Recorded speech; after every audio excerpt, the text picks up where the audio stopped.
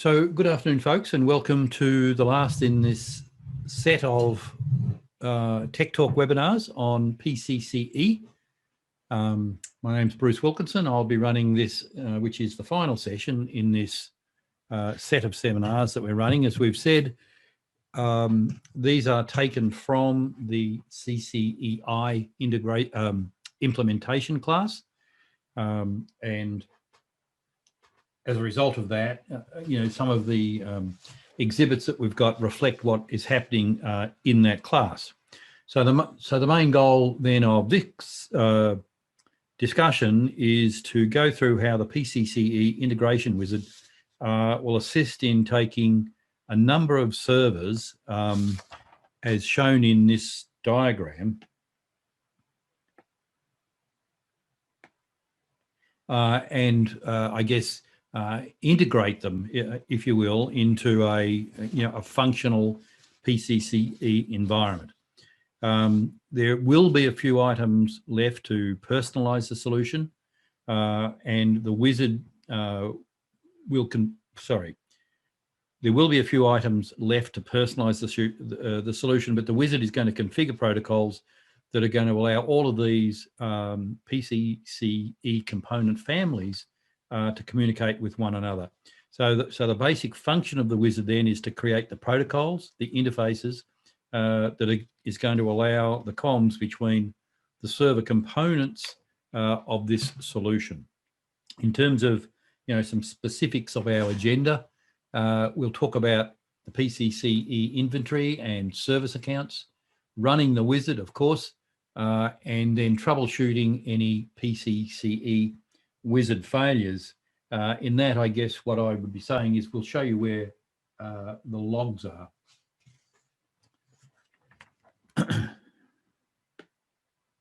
Our starting point for this is that we are assuming that the various sort of staging, planning, installation and configuration guides have been gone through, and we have already installed our ICM servers in terms of the software, not configured, however. The CVP servers, same deal. The software is installed but not configured. Call Manager is installed and operational. This might be, say, some back office phones, but nothing special as regards CCE has been configured. Finesse servers are installed, and COIC live data is also installed. None of that, however, is configured.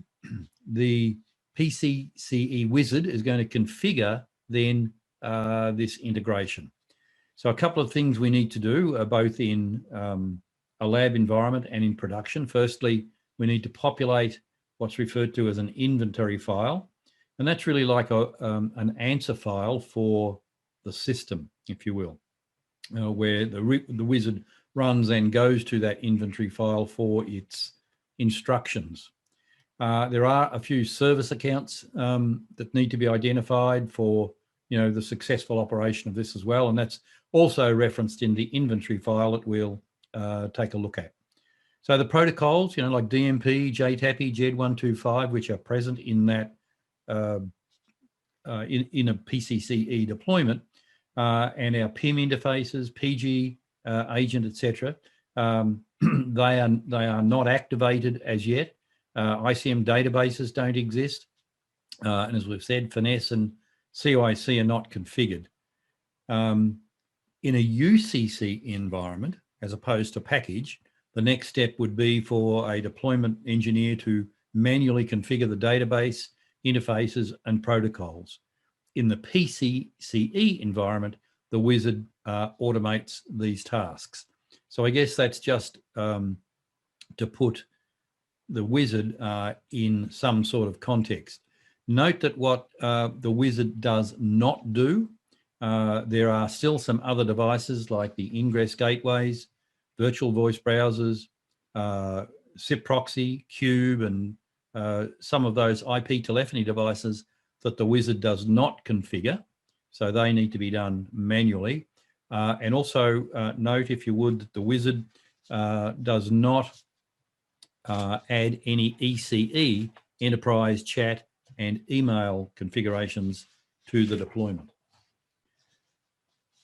So if we look then at the inventory file, you can see very broadly what it's sort of telling us. Firstly, it's got a whole bunch of create instructions for the wizard. And what it will create first are these hosts. If we look here, it'll create side A and side B VM hosts with and assign IP addresses. It will create Rogger A and Rogger B, in this case, PGA, PGB. It will create our DAWs. Now, when I say create, remember again that the software has been already installed in those particular servers. Here we are just giving, fleshing out, if you will, these servers. In some instances, it does more than just IP addresses and host names, but rather provides services such as, for instance, in the DAW, we're looking at providing username passwords for the diagnostic portal, part of the AW service, etc. So we can see that that inventory file is going to do a lot of the work for us. This is representing a duplexed inventory file, which is more sort of production. In our sort of classroom environment, we're probably installing just a simplexed system, but this gives us some sort of, I guess, more detail in what we've got. So if we were to analyze that line by line almost, we can go through and look at it in a little more detail. For instance, those first two lines, as we've said, provides the host name. The first line for it all, of course, is the legend for all of the CSV entries: operation, name, machine type, public address, etc.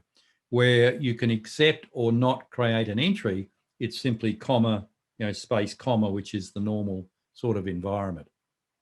The PCCE admin and config guide has detailed information on these entries. And it's interesting that detail is there rather than in the install.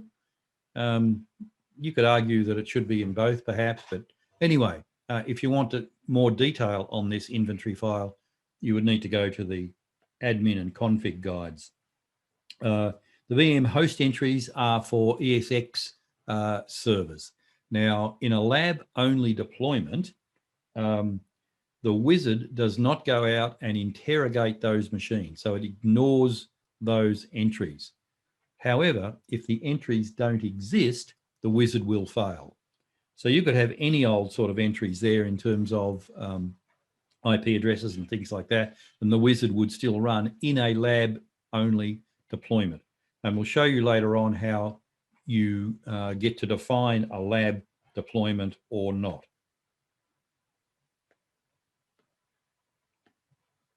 Moving down to the ICM server groupings, Rogger A, PG, and DAW. Note the machine type, Rogger A, Rogger B, PG, DAW, etc. The public and private IP addresses are included, and the side A or side B definitions. The service here for the diagnostic framework Portico is coming from what has been set up previously for in the domain manager as a member of the config security group. And here we've created in domain manager a user called Fred Ixit, user login name fixit@sunsetcc.com. So the wizard defines that or references that. It does not create that. So getting those sort of relationships between what is created and what is referenced is important in this area. Our CVP servers, again, CVP is the 1 or 2 is the name here. Machine type is CVP. Public and private IP addresses are also added. Notice that the reporting server is not added as part of this wizard. but must be manually added to the SPOG post the wizard running. CVP servers are not required to be part of the domain, but I'm not sure I would go so far as to say it's a best practice. Normally they are. And that's really just, I think, in an attempt to keep things tidy, as it were. Moving, further down the call manager cluster, same deal. We have 3 servers in our deployment, 1 publisher and 2 subscribers. The servers count is an application user with the standard Axel API access, permissions and roles. And again, that needs to be created in Call Manager and referenced in the wizard. So I guess the relationship of all of this sort of stuff in terms of users and the wizard is this, that the wizard, on behalf of we, the user, is going to attempt to write to the device and create some configurations. It needs to have the appropriate authorization. So prior to the wizard doing it, which is really just an automated person in that sense, of course, those roles, user IDs and passwords need to be created. So that's sort of, the relationship. The wizard doesn't magically give us permissions. They are created. We just then utilize those permissions and those logins. Live data, information, identity service and finesse, again, also part of the wizard. In our example, COIC, live data and identity service are all installed co-resident, and you need to really know that before you run the wizard in one sense, because the wizard is reflecting the deployment model that we have created. The username is the application GUI admin account, again created during install for COIC and finesse. Earlier on, we went through the software preparation, and we talked about the VOS implementation or the VOS installation software procedures, and that's just a standard VOS install where you get asked for your application admin credentials, username and password, etc. So again, here in the wizard, yet again, we need to reflect that information. And again, just as a sort of I suppose, a word of caution, while the wizard performs a lot of stuff and does a lot of work, there is still some post-config detail that's still needed. If we look at Active Directory, the installer, which is separate from the inventory file, is going to request any Active Directory service accounts which should have been already created. It's a sort of a final service account, if you like, needed for a screen in the wizard that we're going to complete in the wizard that's not in the inventory file. So, and the relationship for that, or the reason for that, as we've said a couple of times, is that ICM no longer creates the logger and distributor service accounts in Active Directory due to what's referred to as this Active Directory decoupling. So in the screens, when you set up the wizard, it's going to ask you for, service account type information. That service account type information needs to have been already created and defined within Active Directory. Okay, let me just see where I'm at here just very quickly.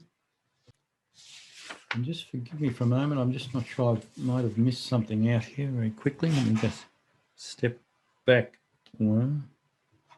Oh, okay, no, I'm sorry, I'm confusing myself with all of these service accounts. We need the service account for the Axel Call Manager service account, clearly.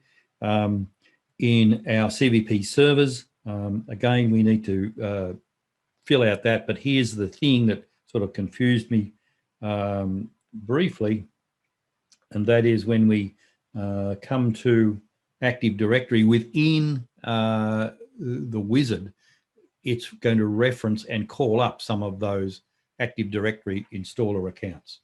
So all that should essentially be what is necessary for our preparation, if you will, to run our wizard.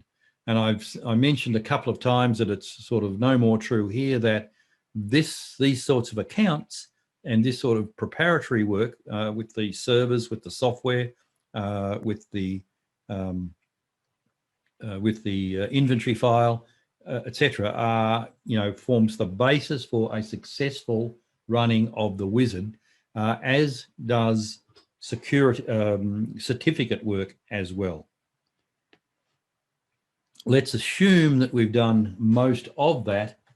We can then, of course, run into the SPOG and run the PCCE Wizard. So to do that, we log into the CCE admin URL. We're using the primary DAW fully qualified domain name. You don't need to be logged onto the server, in terms of any RDP session. But as we'll see later on, if you want to look at some log files, that might be helpful. And notice also that this is the same URL that's going to be used to access the SPOG, where you see lots of items being configured under one interface. Notice here that there's only one deployment option, or one option, and that's the deployment settings. It's the only option available. It'll be under the infrastructure settings card. Sometimes we found in our experience that it doesn't display readily, and you might need the refresh F5 key, or even sometimes a different browser. But this is where we should get to, if you will. Next, we're going to choose the appropriate deployment type. That deployment type is going to be either packaged with the appropriate number of agents or packaged lab. If you select packaged CCE 2000 agents, you'll get different screens to whether or not you select the lab environment. The instance name is going to be the instance name that matches the instance that was created in Domain Manager. So again, nothing. The wizard is not sort of being terribly creative here, but rather reflecting what has been done in that sort of preparation. To do this successfully as well, to continue through these screens, your current login needs to be a member of the setup security group. Remember, in Domain Manager, we have each of those security groups. You'll need those credentials to be able to log in. As we said, for the production mode, you'd select the PCCE 2000 agents from the drop-down list. On the VM host page, you would enter the IP address, username, and password for the hosts on side A and side B. There are 2 ESX servers on which those VMware hosts are installed, and the username and password fields should be reflected in both of those. You'll determine or decide whether or not your hardware layout type is going to be the M3 or 4, I think they call it the tested reference configuration, or the M5 tested reference configuration, specification-based config. Difference between those is that M3 and M4 is fairly rigid. M5 gives you some level of flexibility.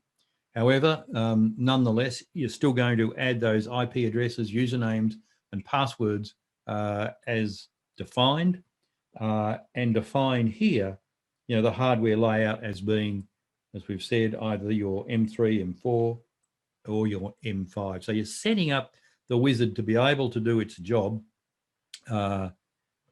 effectively, if you will. The wizard is pretty smart. And by that I mean it will potentially come back and tell you, sorry, you're in trouble. You selected this M3, M4 tested reference configuration, but the machines you're pointing me to are invalid for this particular deployment type. Maybe your hard drives are too small, or, your disk size or your memory size or something like that isn't or is outside that tested reference specification. That'll be the case whether or not you're doing M3, M4 or M5. Although you do get a slightly different looking error, not so dramatic, if the M5 inventory throws up an error as well. What will happen is, as it's going through testing your parameters in the M5 service, it'll come back and show you, those areas where you sort of haven't really done the right thing in terms of your machine specifications. None of that is relevant in the lab environment because, as we've said, that test is not carried out. What's happening to my system here? Click next. You'll move across to the next. Now, mobile agent codec, you'll be able to determine what codec you are using. G711 or whatever the one you've chosen to use. Call manager subscribers are going to be automatically created or populated, if you will. And you'll need to provide your CCE service account from the Active Directory account again. Again, the domain sunsetcc.com in our case, and the appropriate services. Now, let me just go back up one, I think. Sorry, my card here is not really doing what it should do, my pen. Okay, my system here seems to be playing up in some way. Okay. So we've gone through, if you look at, I guess, to see where we are, we've look at these slightly grayed out lines here where we started with the deployment type, our inventory created or defined those particular command sets, M3, M5, etc. If it were a production mode, in a lab mode, that's all ignored. And then we come to this next step under the settings tab, where I'm going to define in terms of, these are global settings, if you will. Things like the mobile agent, if we're using it, codec, the subscriber PGs for side A and side B, and we can see sub 1, sub 2 in here, and of course our Active Directory service account, again, which is necessary to go and write the necessary information to the system. Next thing we do is go to the initialize and essentially run the wizard. Now, the wizard will run and automatically do all of those things that we've said the wizard will do. It doesn't take too long for a failure or success to be indicated. The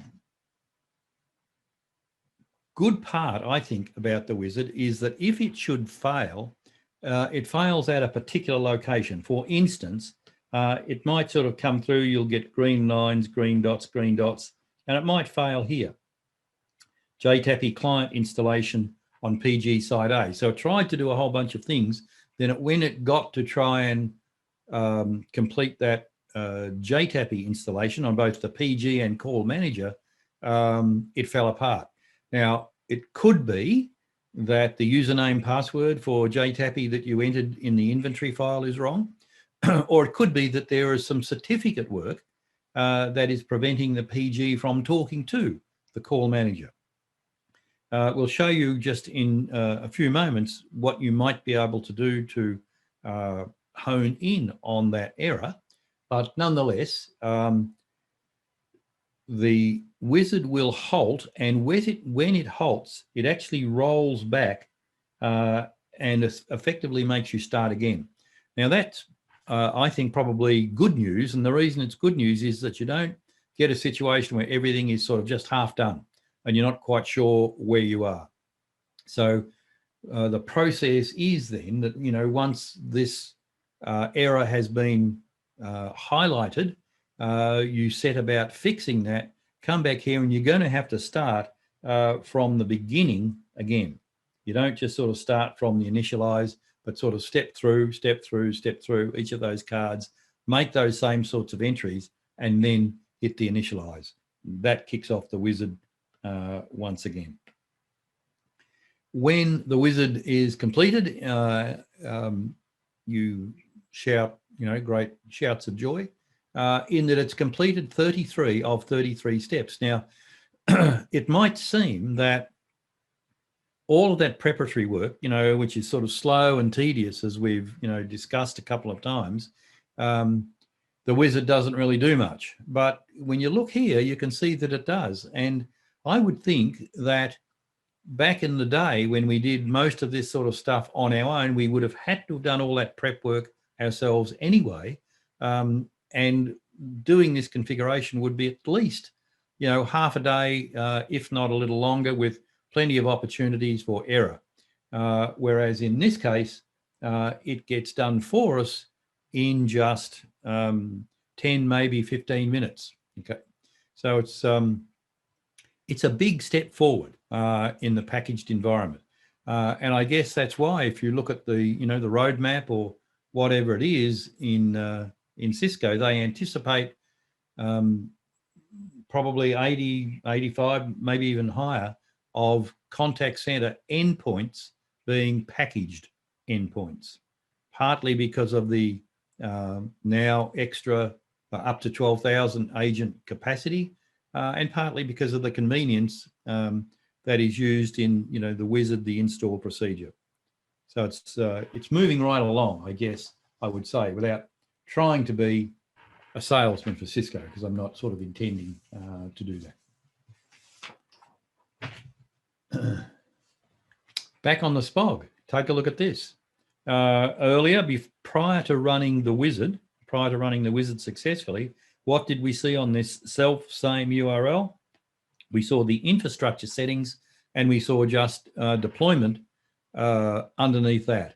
Now, because everything has been run, integrated, completed, etc., we now see the fully functional SPOG. And if we go into any one of those cards, now we'd see the ability to create dial numbers, agents, skill groups, teams, labels, etc.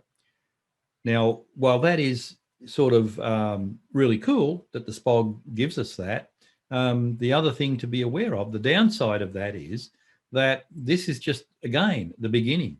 There's still a whole bunch of stuff to configure, some of which is customer dependent, like the numbering plan we saw this morning. ECC variables, how are you going to run your ECC variables? What variables are going to use for what patterns and functions, etc. We also still need to configure manually our virtual voice browsers, COIC and Finesse, and we run through that criteria, those steps, in the session, which is sort of adding a site or a peripheral set. Because as we explained in that session, a site is really a peripheral set containing a PG, VVB, a COIC, and a Finesse server. And it allows the deployment to go beyond the 2,000 agent limit, which is the limit on the main site, which was what we've just created, up to 12,000 agents with the addition of another 5 times 2,000 peripheral sets. We also look at Configuration Manager. If you go onto your AW, and open up Configuration Manager, you'll see there's a somewhat limited set of tools that's there compared with Unified, or even back on 11.5, etc., where really the functionality was reversed. Configuration Manager had the vast majority of configuration tasks, and the SPOG, or single pane of glass, was limited just to precision queues and attributes. And I think at that time it wasn't even called the SPOG. I think it was just called the Web Administration Manager, because it was anything but a single pane of glass in those days. Within the SPOG, we can go to the Inventory tab as well, and you should now see all of your devices, side A and side B, registering in your inventory, and that should match the topology. You'd be able to marry up public IP and public and private IP addresses on your ROGers, on your PGs, on your DAWs, etc., CVP, etc. These should all come up and they should all be showing in sync, and you should have a limited number, probably none, of these alerts. If you click on that alert, it will show you what that alert is. It may be something trivial, it may be something important. The wizard, it didn't stop the wizard, but it might stop some reports or some screens to be generated. So you do need to look after those alerts. Realize also, though, that sometimes you run through the wizard, it's successful, you go to that first page of the SPOG, you see everything, you come here, and there might be a bunch of alerts, and there might be a few things that are showing as not in sync. Give it time. And by time, I mean, it can be sort of up to 10 minutes. And things should have settled down by the time that sort of 10 minutes is up, if you will. But our wizard then, just thinking of what it's done for us in the Rogger, it's created the logger database, it's created the router.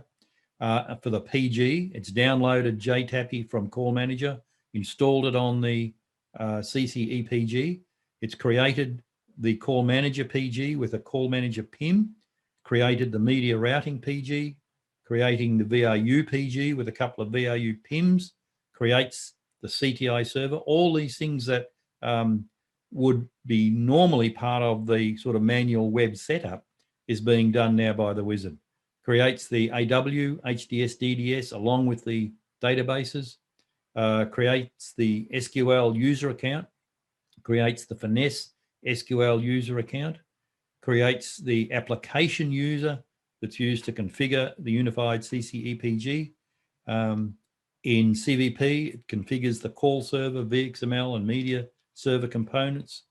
In the reporting server, configures the reporting server, historical and real-time data sources for CUIC, and configures CTI server settings and connection to the AW database for your Finesse server. So it's not too trivial when you consider it in that way. And I guess, sometimes, of course, because we don't live in a perfect world, every now and then there are some problems. And here is the way in which, one of those wizard problems might manifest itself, something that will halt the wizard and cause it to roll back. You'll see here some fairly generic or general events descriptions. Okay, JTAPI client installation timed out on side A and side B. Doesn't really tell you a whole lot. It sort of reflects the fact that the wizard stopped at this JTAPI client point. The error message doesn't tell you a whole lot more, but the good news is that if you go to your primary DAW, there are log files there which would assist with these failures. best practice would be to note the time of the failure and maybe scan your log file, ICM Tomcat logs, by date and note the time of the event. And we can see here, for instance, that 10.1.10.8, which was the AW, attempting to get to 10.113.113.35, which was the call manager, and it came back and say unable to find valid certificate path to the requested target. So either you forgot to complete the certificate authority certificates between the DAW and call manager. So when it went to try and write and configure the JTAPI detail, call manager would not pick up the call because you didn't have a valid certificate for that communication. This is saying I have to take this on trust because I've never really gone in there, but you can look at browser developer tools and get some additional information in that regard as well. So that brings us, it's a slightly shorter session, about 45 minutes, brings us to the end of this session on the wizard. If there was a takeaway, again, like all of this stuff, the devil is not in the detail, but the devil is in the preparation. You know, the certificate work, the inventory file, the accounts, all of those things that set it up so that you can then run the wizard. And when you express it that way, you know, there may be a, perhaps a, you know, temptation to say, well, how good's the wizard anyway? Well, as you saw, you know, it's very good because it saves you, you know, a lot of time in doing all of those things that we just read out and as described here. But it does require, you know, a platform that obeys the rules. So let me then call for questions if you have any. While you're doing that, thinking of those questions, remember there is a promo code TT20 for your attendance at this webinar. We'll give you 20% off the new range of Cisco CCE courses. The reason that CCEI, the implementation course from which these webinars are taken, is not there in this list is because it's not launched yet. I would think, get with your Sunset account manager, and don't quote me, but I would think if once that's launched, then that could probably also be part of this 20% discount, but I don't know that. I'm just surmising. In any event, thank you for attending this session. Again, if you have questions, let me know. That's my email address, my contact address, by the way. If something turns up later on, I'm happy to field those questions, or though if you're part of the sort of next community, clearly you can ask your questions via that process.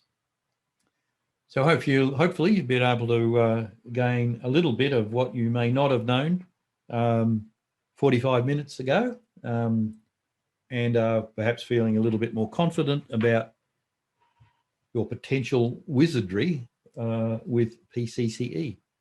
Shout out if you have questions. Otherwise, have a good weekend, Evelyn, Jay, and Jay.